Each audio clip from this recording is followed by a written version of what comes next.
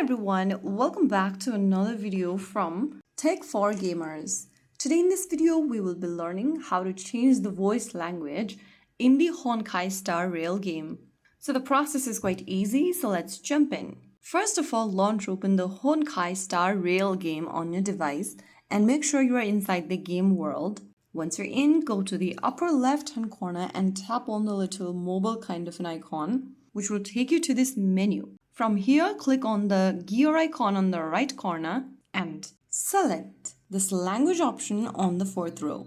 Now you'll see the language settings option where you can see the text and the voice option. Tap on the drop down right next to voice and choose the voice language pack you'd like to use and click confirm.